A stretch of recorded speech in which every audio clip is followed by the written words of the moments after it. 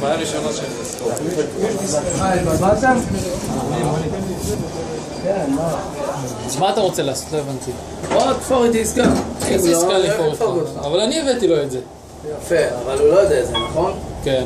אז או שאני דופק אותך ואומר לו שאני הבאתי והבאתי לך ברגע האחרון. כן. אני לא לקבוע. או שנעשה עסקה ונתחלק בקופון, חצי. אני אגיד לו שתי נגד. אבל אני סחפתי, אני בחרתי לו את העוגות. זה רק אני ואתה יודעים. כן. אז אני אתפור אותך. או שתעשתי עסקה ותחלקתי בגזירת קופון, חצי. מה את אומרת? על ההתנהגות המבישה הזאת?